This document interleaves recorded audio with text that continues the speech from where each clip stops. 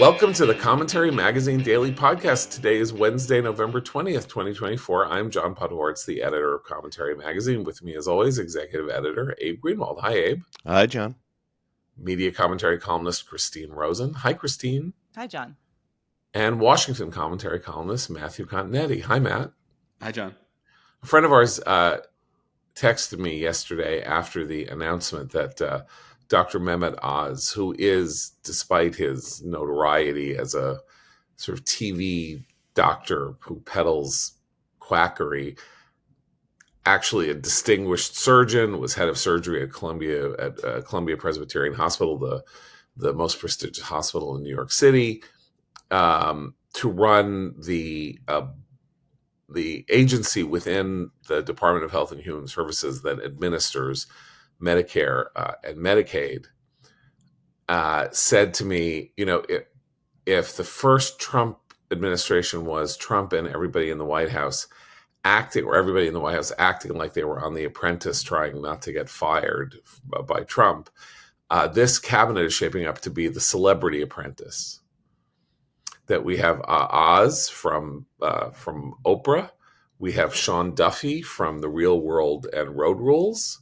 We have now Linda McMahon of wrestling. Now, she was, in fact, a cabinet secretary, or she was the head of the Small Business Administration in the first Trump administration as a serious business person, but not really somebody who has any much of an affiliation with education.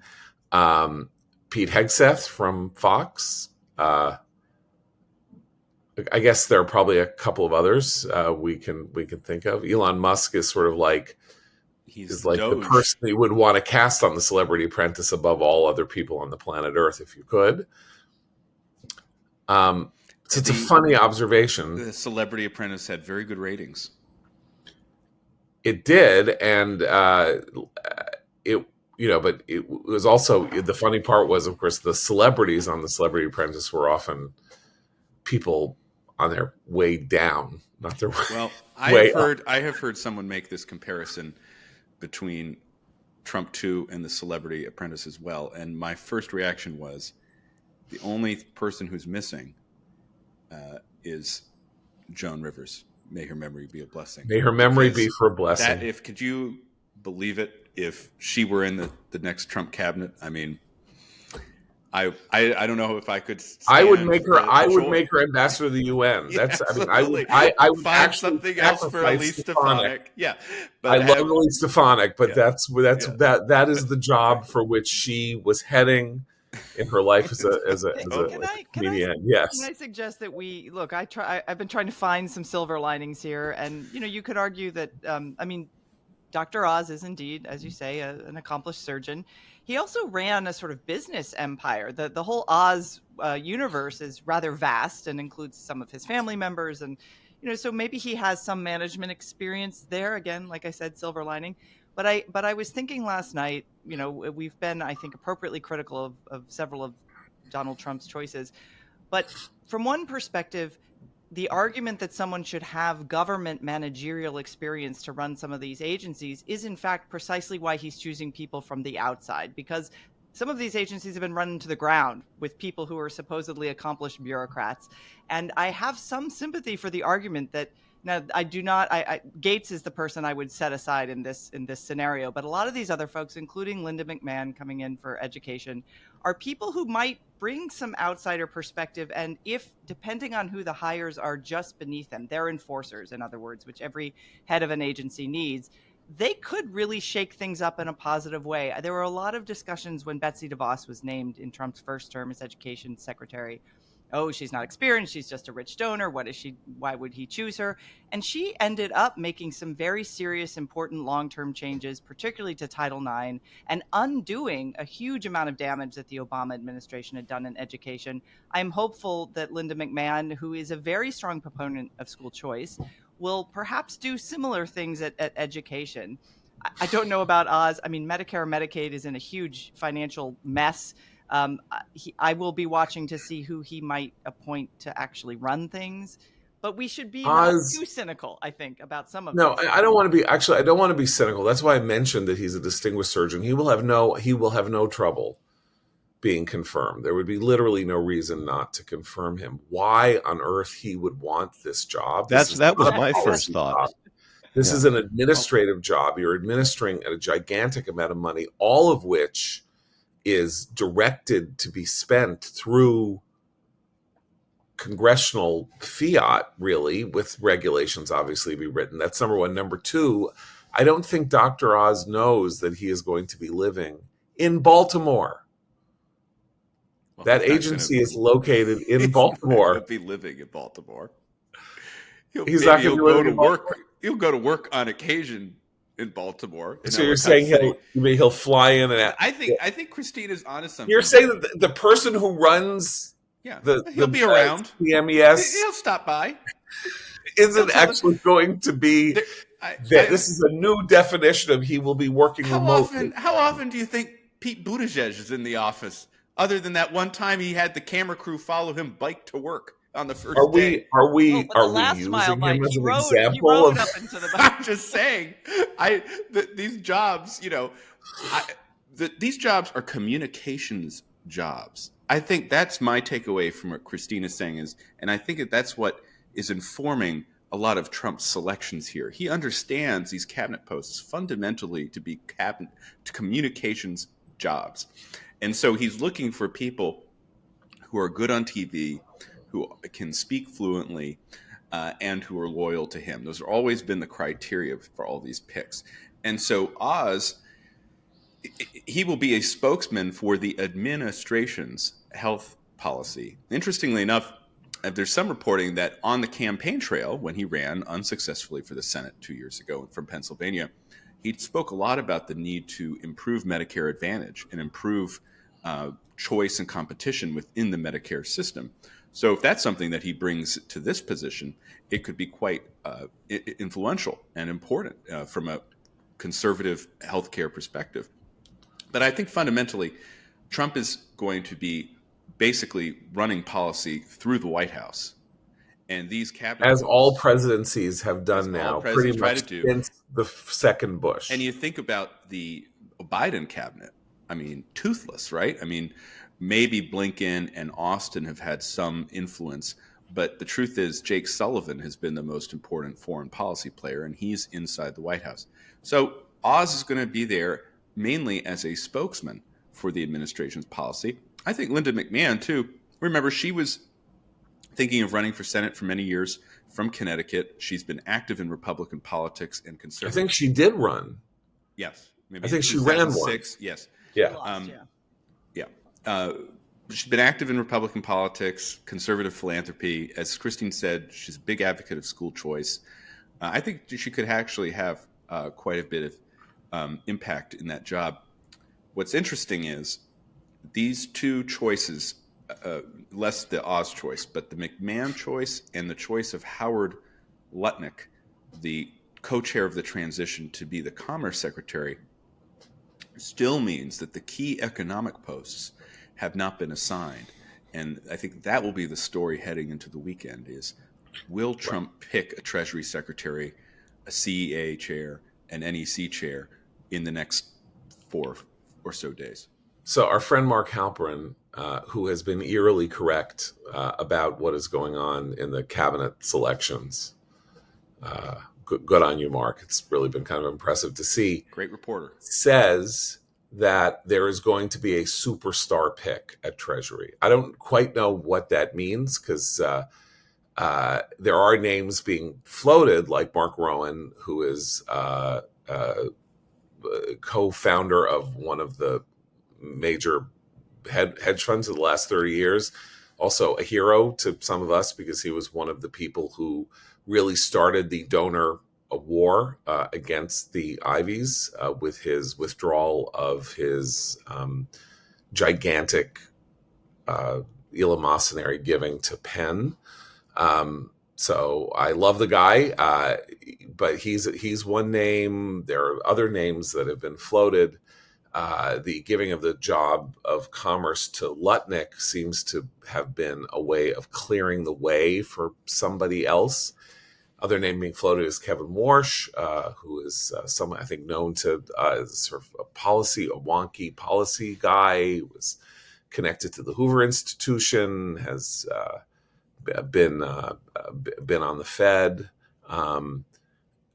but maybe not like these are either they haven't decided they want to do it yet, or maybe they're not quite the superstars. Although Rowan's pretty much a superstar if you know finance, but maybe they're not what he wants, and we don't know what he wants. But if Mark is right that what's in his head is he needs a big person to be Treasury, maybe he hasn't quite found him yet, or the deep problem that his main economic policy that he wishes to enact is one that almost nobody involved in economics believes is a good idea.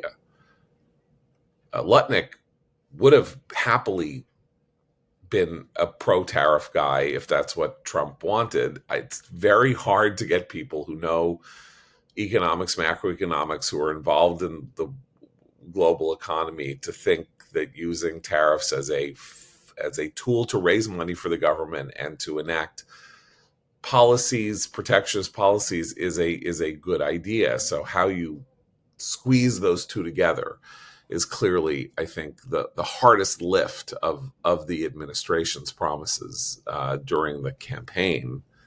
Well, and it's but most important issue for Americans still: inflation, cost of goods. I mean, these things will, particularly cost of goods, many goods will rise if the tariff policy that Trump has claimed he wants to pursue will.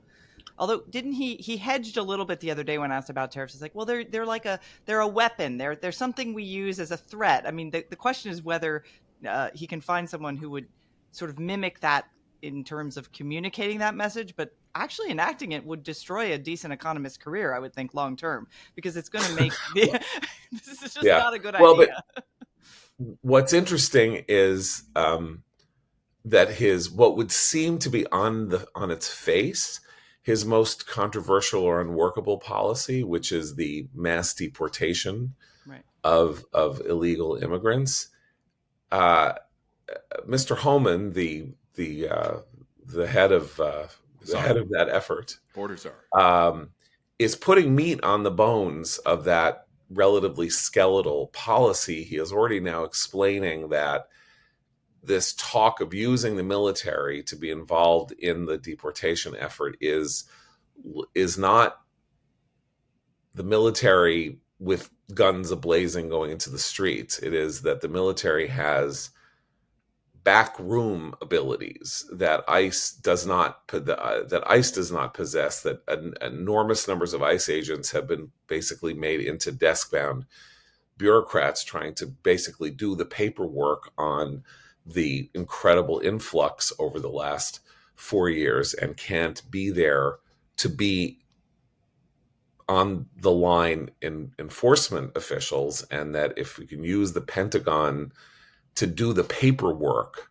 really, that this will free up the border agents to do the work, or to do what they need to do to go into places where migrants are collecting and find them and detain them.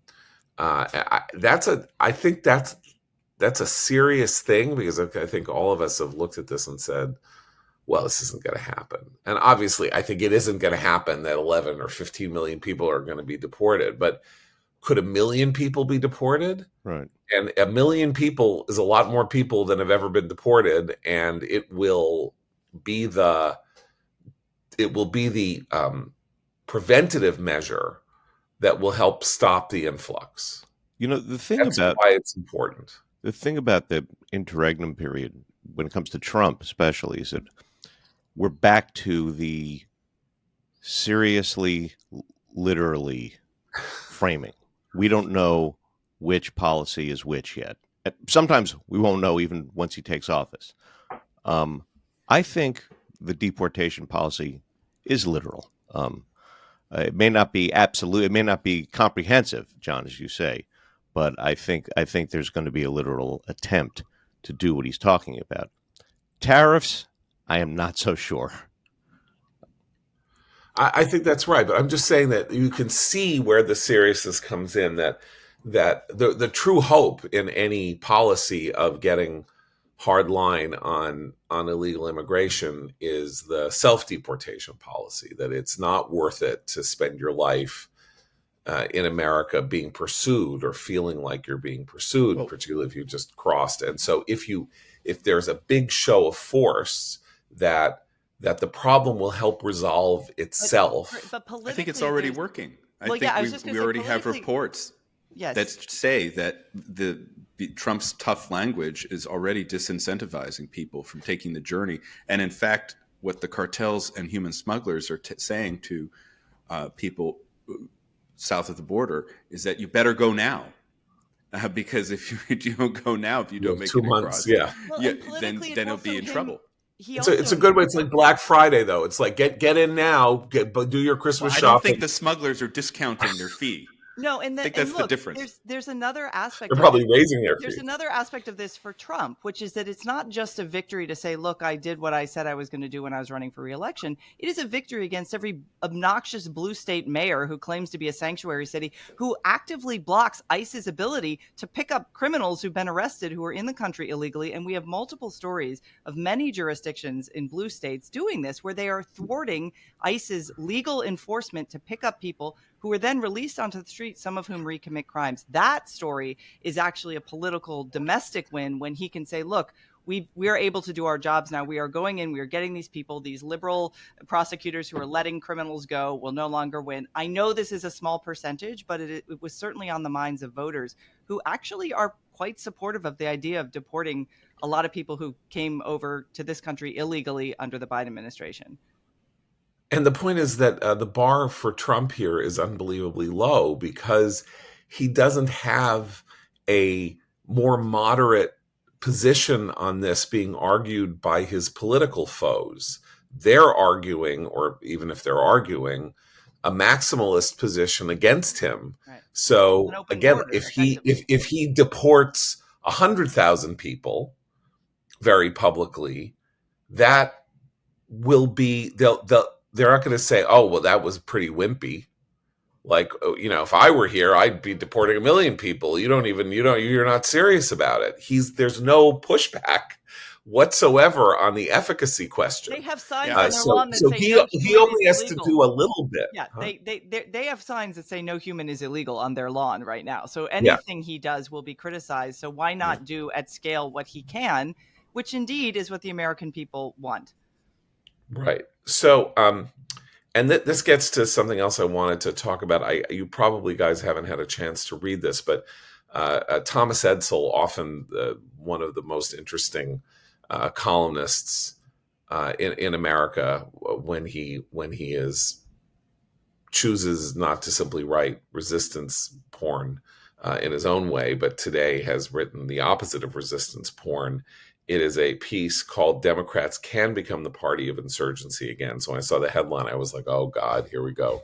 But it is actually about how impossible it will be for Democrats to moderate their positions. It's about this argument going on inside the party, with Seth Moulton talking about transgenderism and whether he wants his daughters to be playing against biological boys in sports and things like that, and what can happen here to improve the Democratic Party's fortunes with the messages that were sent by this election. And he pretty much concludes that it can't, that there is no means or structure by which the party can moderate, because its most passionate advocates, most passionate people within the party, have not changed their views one whit, and it is much more important to them to be to have fealty to their ideological priors and to things they believe deeply, which is what we should actually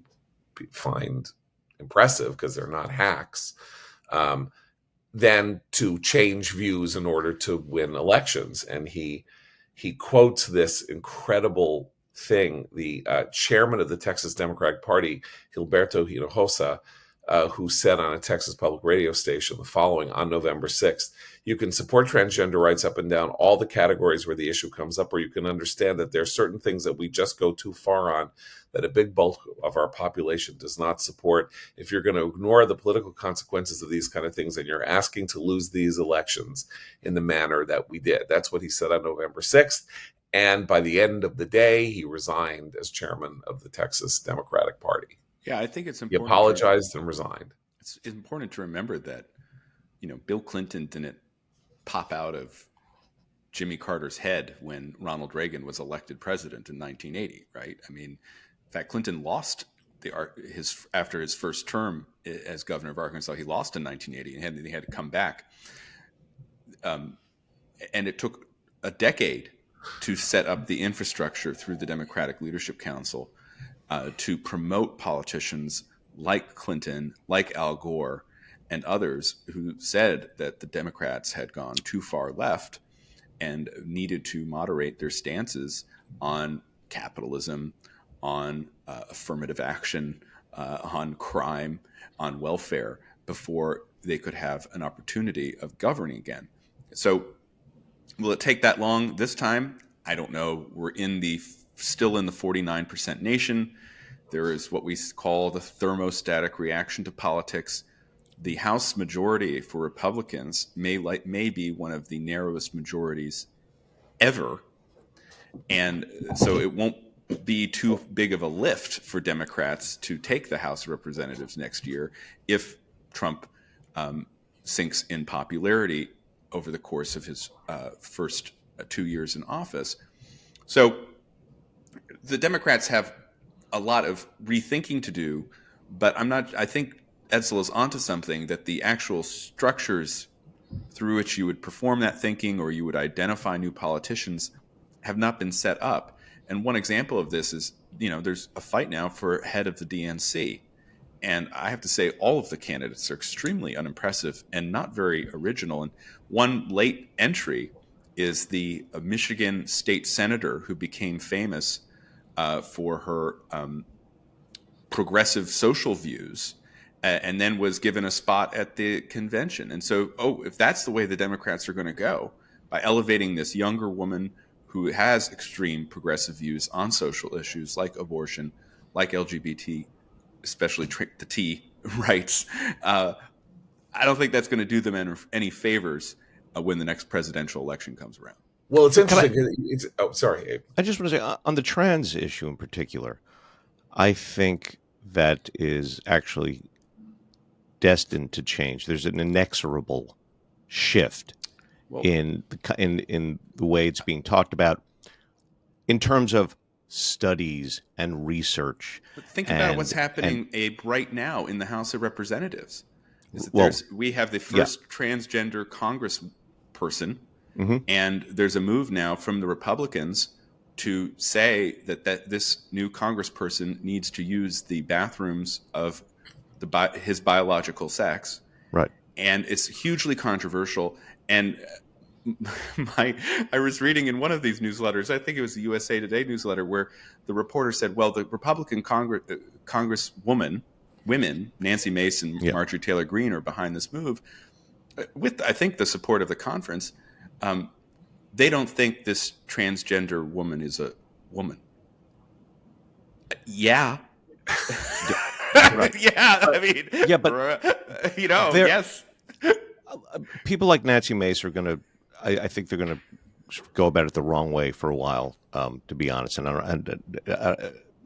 I'm obviously agree with you and them in principle and the rest of it.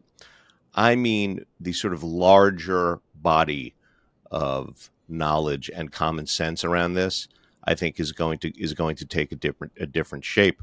You're going to have official medical bodies retracting their former positions. You already do. You see it in foreign countries. The whistleblower reports, the detransition accounts are no longer going to be buried the way they were.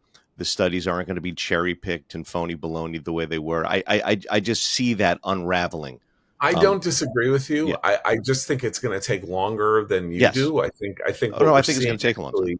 Is that Seth Moulton comes up and says, "I don't want my daughters playing against biological boys in sports, and he could be Liz Cheney'd out of office in 2026. I mean, there will now likely be a primary challenge to him from his left. I don't really know what the ideological composition of his district is or how that would work, but that's not something that you want. And they have the same.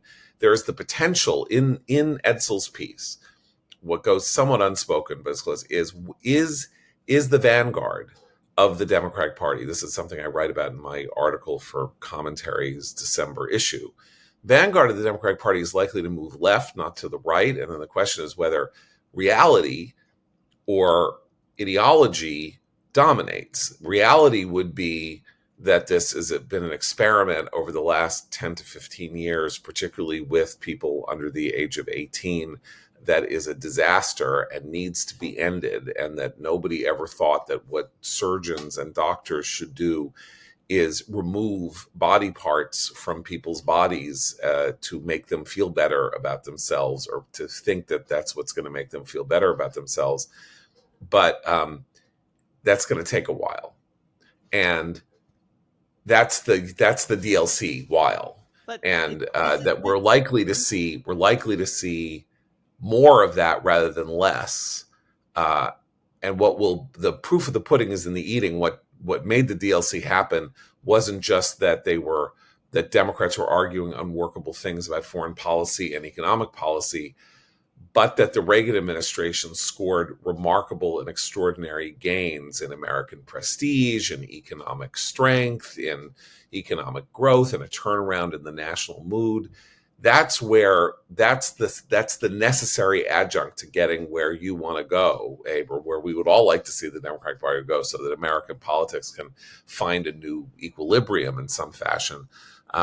But it does depend on the Trump administration succeeding and not failing.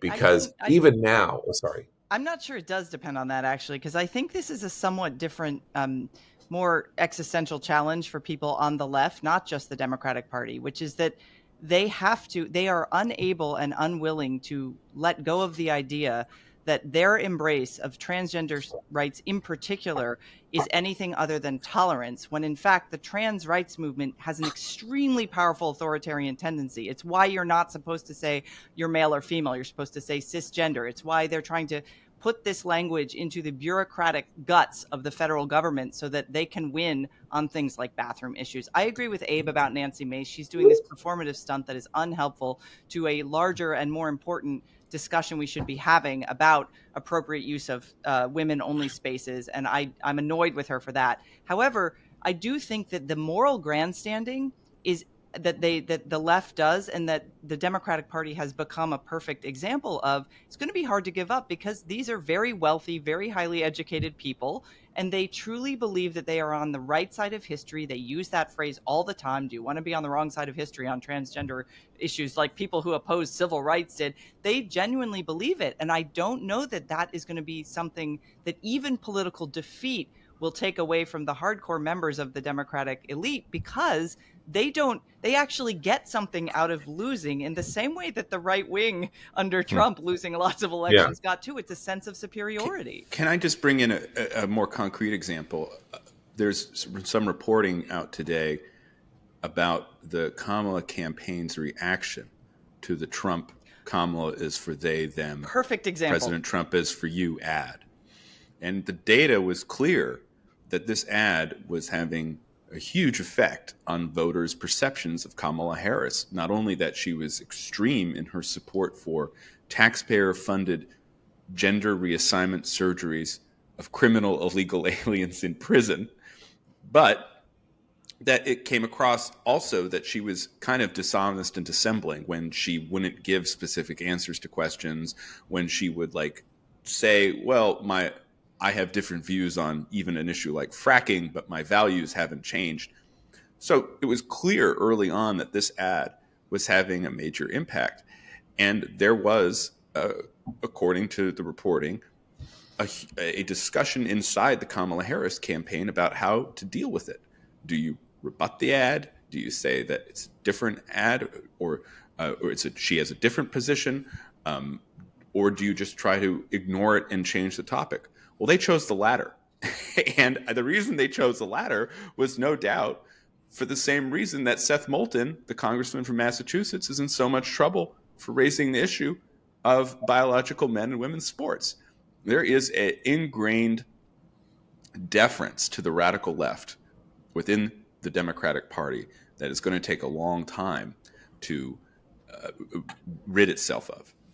I want to defend Nancy Mace, not words that I usually would use, or Nancy Mace and the performative thing that's going on here, because look at it from another angle.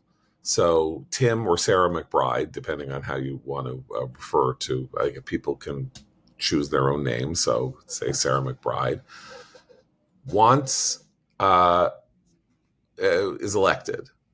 And it is the view of the Republican Party, pretty much en masse, that the transgendering or degenderizing of bathrooms was kind of the original sin. This was the beginning of this as a political issue. If you remember in North Carolina, when they started saying, choose the bathroom that you want to go to, that was 15 years ago. I can't even remember when that was. About 10 years ago. Okay. So, Republican Party supports people who have these views that is not something women should not be forced to be in bathrooms with men, except in the Capitol. It makes no sense. Except in the Capitol. In the Capitol, she was elected. She gets to go to a bathroom. She can go into the women's bathroom, and that's fine. Locker room. So, okay, that's all I'm saying. Like, I don't know. It's an interesting challenge. I totally agree with you, though. Don't do it in an ugly way. That's all. And I think doing it in an ugly way is part of her brand. It's the part that she wants out there more than the actual issue. Okay, I just don't know how to do it. I don't know any other way to do it. I mean, I understand you're saying like going up to the bathroom with a sign that says. There's a way to do it. I'm sorry. First of all, she's a survivor of sexual assault. She can say, look, here's the situation. I do not feel, she can take the language of the left. She can say, I don't feel safe in a restroom where an intact male is allowed to come into this private space or into a locker room and be in my presence. I do not feel safe. And she can say that. And then she can say, here's what I propose. And to Abe's point, she could say, you know, if this is a necessity, then we need to have a discussion about having a gender neutral space that can be used by people who do not who identify as one thing but are born male but identify as female, to protect the privacy and the safety of women. And that is how you do it. And it doesn't, she is very performative. I'm much more on Abe's side of this argument. There is a way to do this that's actually effective and long-term. And look, will that cost money? Is it a pain? Yes, but this is what a lot of private businesses in the United States have been trying to figure out and manage and pay for a long time now. So she would be speaking to people who understand this logistical challenge while also having a matter of principle that she's, and it helps the conservative side of the cause to do it that way, because then it doesn't automatically make opposition to men in women's bathrooms associated with a kind of ugliness. I mean, okay, okay. I wish I could agree with you that there's a sophisticated and elegant way to handle this that respects. She doesn't respect Sarah McBride. Republicans do not respect. She doesn't have to respect her, but this is a logistical challenge, and it's one a lot of American businesses have been facing for years. There's a way to handle the logistical challenge. They choose to face it. Well, they've chosen. American businesses has chosen by election. They have elected to try to conform with this new. Some just don't claim on them. Some don't want to get sued, and I think that's why they throw up a gender neutral, all sexes bathroom or whatever. I think they think they're going to get praised for it, and they're going to win awards from liberal organizations for being wonderfully tolerant, as you would say. Nancy Mace just tweeted about half an hour ago. She said, "Your mental illness will not be my new normal." Now, maybe it's ugly to call transgenderism a mental illness, but as a matter of political messaging, that is a better message than your message. I'm sorry. I wish agree. it weren't. Okay. I really don't You, agree. no, you think that the people who say, Especially I at don't a want transgenderism. Now, remember, what she's doing here isn't limiting it to teenagers, right? That's been the fact that people are advocating surgeries, irreversible surgeries and things like that for kids is is the issue that wedged this uh, into the commonsensical conversation. But it's not the all of it. It really isn't, because the prison stuff and all of that involves adults. Look, I'm not now don't want to go like crazy at this in cultural terms, but there's a movie that is now shortlisted for like the Oscars. It's called Amelia Perez. It's on Netflix. You can watch it. It's by a French director. It's set in Mexico, and and basically the theme, it's a musical, so it's weird. It's a sort of opera, and the theme of it is, what if El Chapo wanted to have a transgender surgery? I'm not kidding. There is this tattooed gangster with a beard and everything like that, and there's this lawyer, and he calls in Lloyd, brings her in like she's going to get assassinated, and then he says, I need you to help me become a woman. You have to go and find me a doctor somewhere far away from Mexico, and then you're going to move all my money into separate accounts. You tell my wife that I'm dead. You tell my kids that I'm dead, because I need to live my truth and my reality as a woman. And then Amelia Perez, and then this El Chapo guy becomes Amelia Perez, and then he decides that he was bad. It was really bad, all the things that he did, and then he starts an NGO. I am detailing to you a plot of a Like a movie really that is weird being fever dream someone praised had. all You over. deserve an Academy Award for watching the movie. I But can't believe you've got that far. hold on. So she starts an NGO to help all of the wives and children of the men that he killed when he was El Chapo, until he himself is murdered by his angry ex-wife. So the reason I bring this up is to say that this preposterous, overheated, hysterical movie that glamorizes and turns into a saint, a drug cartel mass murderer, solely because that drug cartel mass murderer has the bravery and the courage to admit that he's actually a woman and needs to have this surgery. That's where the culture is. It's not Parts of about the just culture. about parts. No, but I'm That's where saying the elite culture that's where is. the right. That's where the okay. elite culture is. But I look.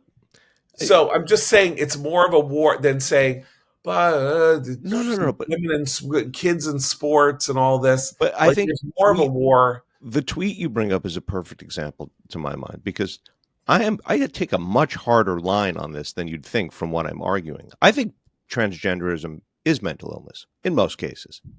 How do you treat someone with mental illness or any illness? With compassion. There's no other situation where you would say to someone, you wouldn't say to a schizophrenic, your mental illness is not going to infect my life, or something along those lines. If you believe it's a mental illness, then you act with some compassion, some degree You of do say compassion. that to schizophrenics who are violently mentally ill.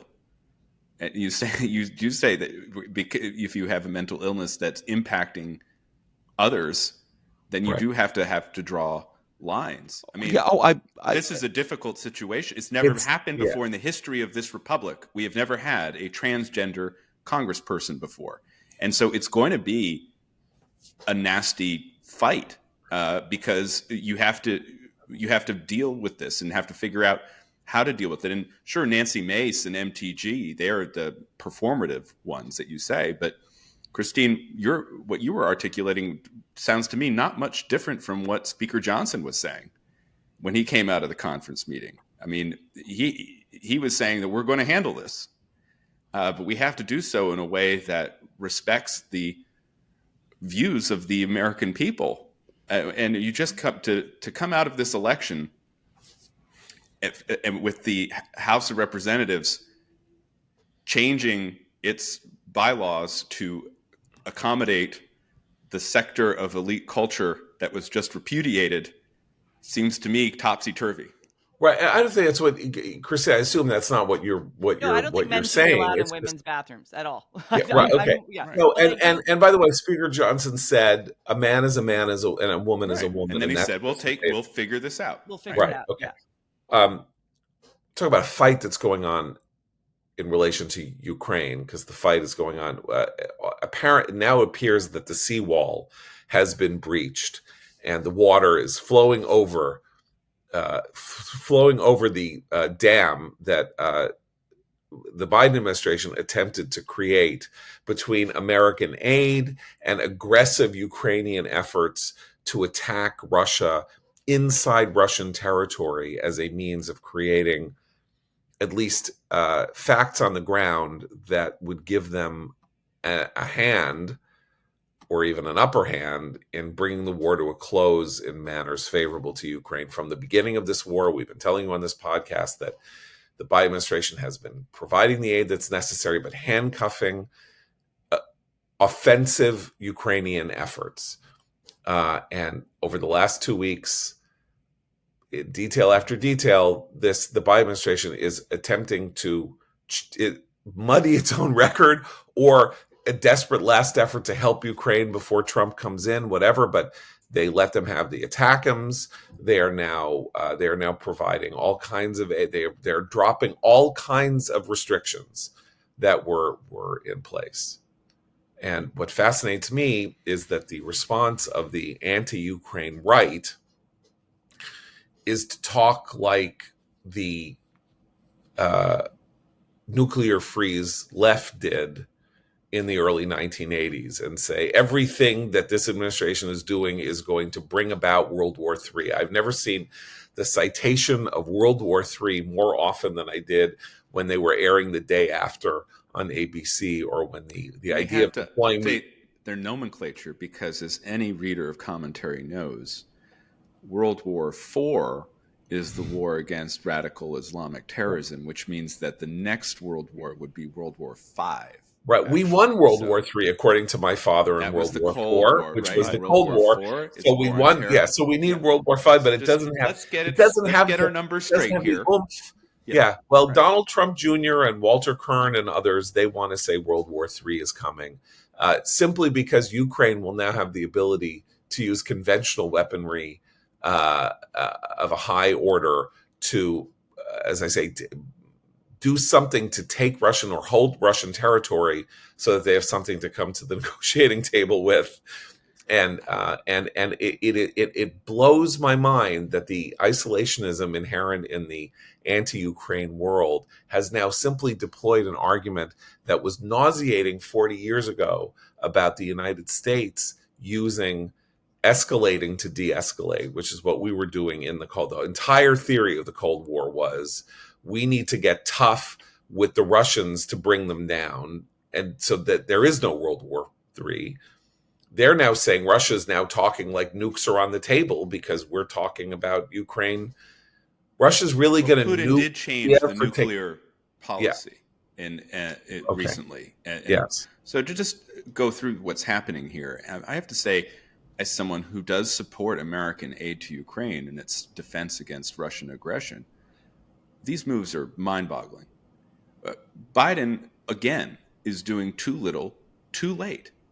Waiting until after the election, this issue of loosening the restrictions on the weapons we have provided Ukraine, such as the ATACMS, to fire longer-range fires into Russian territory, has been on the table for years, and especially for 6 months.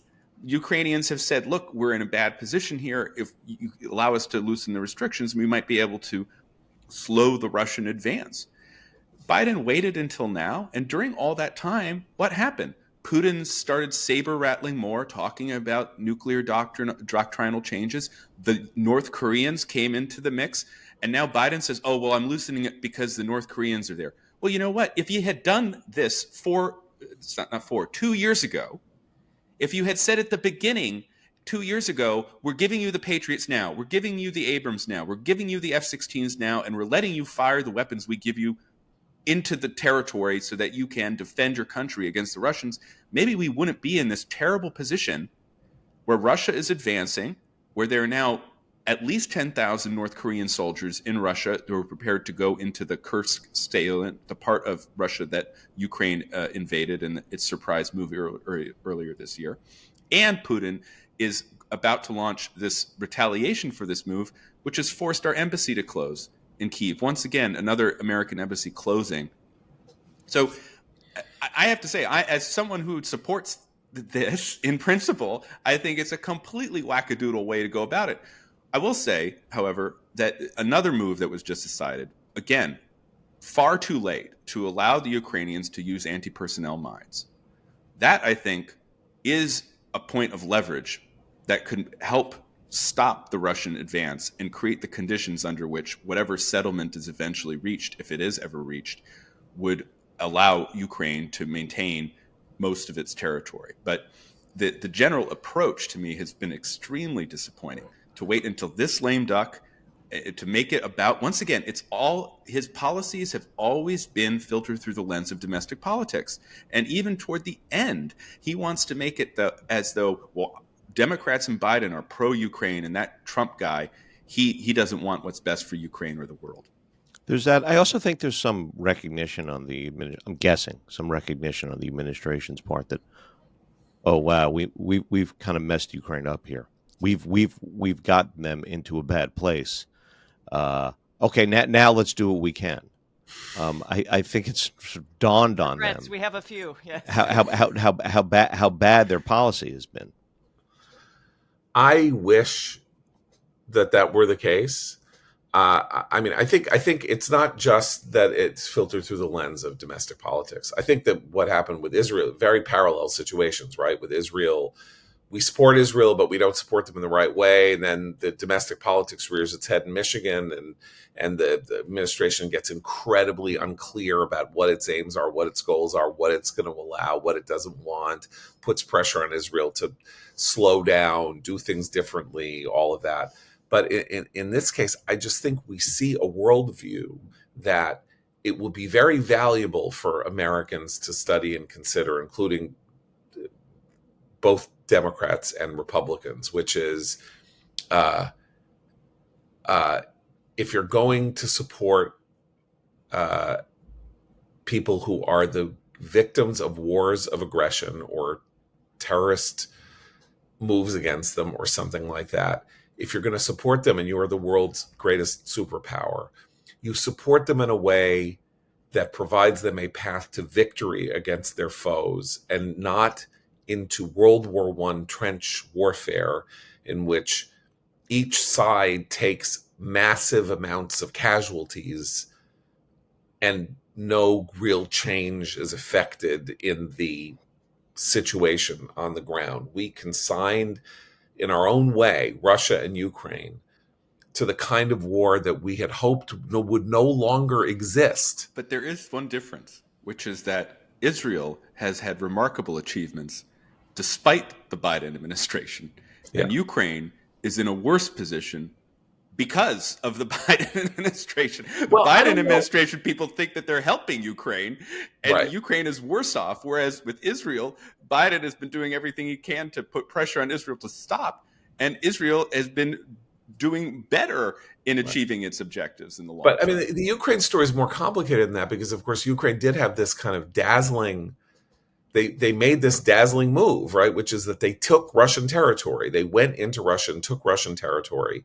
And that could have been the thing where the Biden administration said, aha, so we're watching this war. Facts on the ground are changing. The Ukrainians have a new strategy that might bear fruit in terms of bringing this war to the kind of conclusion that we would want in the long term.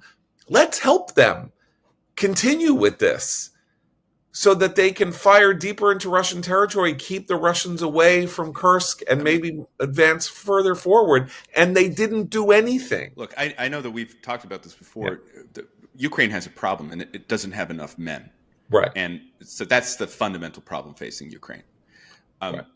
Why they need how do you mines, compensate that? Well, some of the fires, yeah. Some of the weapon systems can help give them a technological edge, which the Ukrainians have also done very well in terms of their drone capabilities, the new asymmetric abilities that have basically sank the Russian Black Sea fleet allowed Ukraine to maintain, a fighting chance in this war. The way I agree with Hoover Institution scholar Stephen Kotkin, the way that this ends is to make Putin feel the pressure. Right. Putin doesn't care about Russians. He doesn't care about Russians. He cares about him. So how do you make Putin feel the pressure? Well, the one way you could do that is by crippling the Russian energy industry. And that has not been a policy followed with any seriousness by this administration.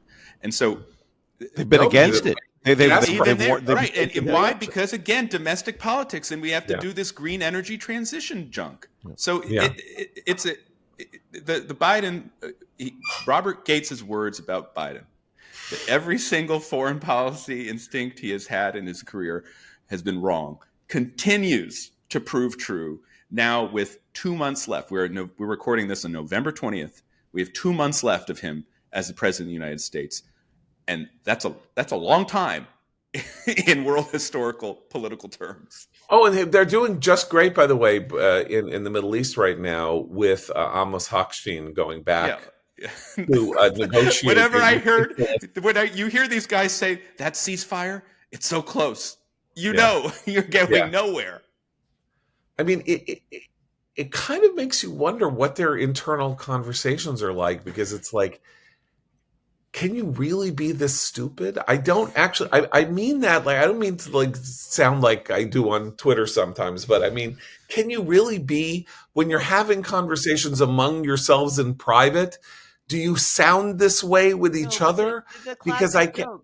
They're the classic joke, though, when you hear them, especially when they go to among fellow foreign policy people and intellectual conferences, they are all about the theory. It does. And then when something goes terribly wrong in practice, they're like, well, what's happened in practice? Our theory is completely airtight. And every way they discuss this, and even sometimes when they try to communicate to the public, I just get, that's the only joke that keeps coming up. That's how they talk about foreign policy.